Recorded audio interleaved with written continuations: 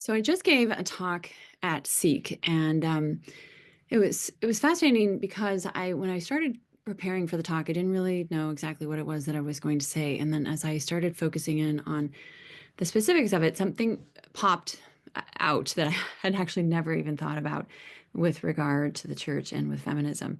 And I began to see that there's really this shadow church that feminism has created, which is fascinating because one of the things I hear over and over again about feminism is that it's really hard to get out of. They're really hard to convince people that there's something wrong with it. And I think part of it is because of this shadow church that has been created where it affects so many different areas of our life that if, it's not like you have to make one small change in your beliefs, but you actually have to change your whole lifestyle, your whole worldview. There's several different pieces that are operating. And so that was the talk that I gave, which I hasn't been released yet. But one of the key pieces I think is so important, especially is with the pro-life march coming up and with so many of the struggles that the pro-life movement has had of late, is to really start looking at the way in which our emotions are being manipulated by the feminist movement to their gain. If you look at any kind of women's march, if you look at radical feminists, there's always so much anger and bitterness. And the church has these theological virtues. They are hope, faith, and love. And those are things that we understand, certainly intellectually, but they also have a real emotional connection to us.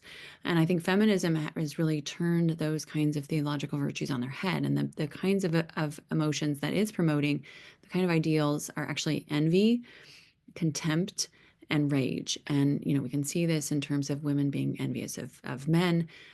We can see this even of their own children. We see a lot of that, women being envious of other women. We can see the kind of contempt that's really built into this idea of smashing the patriarchy and destroying and silencing men. And then, of course, the anger and the rage that's there because they're so driven by it. And so people, I don't think we talk enough about this as a reality in the movement. And yet it's if you look back at history, it actually is very much an integral part of feminism. Back in the 1890s, there was a magazine called Lucifer. And it was a socialist magazine. It was talking about how they were really trying to stir up women who were mothers or potential mothers, to have all of this anger, because those are the women that were then going to be really active and engaged and involved in promoting the movement.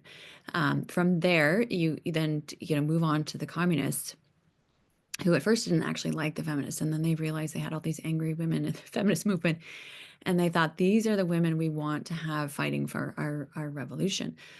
So they made nice with them, and one of the ways they did that was through the initiation of the International Women's Day, which we still celebrate in early March every year.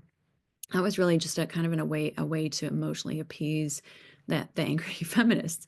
But one of the things that both the socialists did, and then the communists, first in Soviet Union and then actually in China, it became very popular in China in the 1950s under Mao, was this idea of consciousness raising. And people think it started under Mao, but it actually started back in the 1890s. And these were groups that got women together, and they weren't meant to heal. They weren't meant to bring out justice. They were really meant to just enrage people. And so everybody would talk about the way, the injustices that they felt and their emotions, and, not just stir up things in themselves that clearly needed healing, but also stir up people in the same room. So suddenly, if I'm in that group and I don't really have that much to be upset about, I'm now suddenly upset about all the women that I know who have suffered these things. So just is this stirring up of emotions for the sake of stirring up emotions and rage. Again, not with the intent to heal them in that moment. And maybe this is really the desire, the bigger desire that they think women think they're getting from feminism, is it's going to be healed through justice of getting rid of the patriarchy and whatnot. Anyway, the larger point is that our emotions are being manipulated solely for the reason of making us work for feminism and work for certainly the communist revolution and whatever revolution that is happening out there that's happening on a Marxist scale, because that works for us. The other thing that has, and of course, this was, consciousness raising was very popular in the 70s and 80s as well. You don't hear about it so much, but now there's so many different ways in which people are can kind of be groomed by this. in their own settings, whether it's on college campuses. You just see those raw emotions related to anything connected to abortion and women's health. And the other thing that these high emotions do is they really silence other people. No one really wants to approach that woman who's so angry that she just feels unhinged, that you can't actually have a conversation with because she's so angry. And this has been a way in which the feminism has really suppressed any kind of discussion.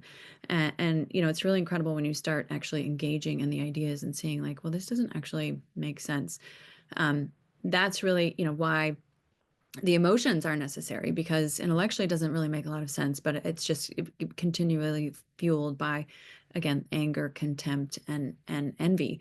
And that anger is what suppresses any kind of discussion or further engagement with people that are just that mad and angry. So if we look around at, where are the loudest voices on this, it's usually from the marches, and it's usually has this incredible intensity to it that it's not something where you just feel like, can we just maybe go have a cup of tea and talk about feminism? There's nothing friendly or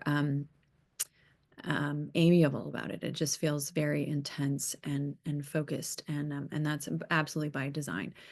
So I think this is something we need to remember when, certainly in our own lives, especially when we engage with men, not using our emotions to manipulate them. And I think all of us in varying degrees, myself, I'm speaking to myself here, have been trained in this, and we can use our emotions to sort of shut down conversation with our husbands when we don't like the direction in which they're going.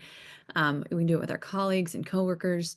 And I think this is just something that we have to be really conscientious of, especially with our daughters as well. This isn't something that we want to pass on to them, but it's also important for us to just recognize this in women around us.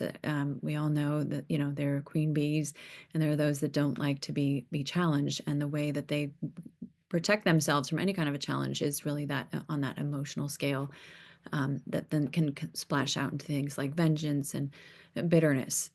So it's made it really tough for us to be able to have conversations about this in a healthy and ordered way when the emotions become so raw, and yet are being flamed, like fanned like a flame, to just be made more intense and more focused and more really the focal point for women. The last thing I would say that it also does is it really negates our capacity for empathy, because one of the things that we've been told is that we're victims. If women are victims, then we need to feel empathy towards ourselves or towards those in the sisterhood, but we don't necessarily have to feel empathy towards our children. And I love the work of Erica Commissar. She talks about this a great deal, this idea of how women have lost the capacity to feel empathy towards others, but particularly empathy towards our children.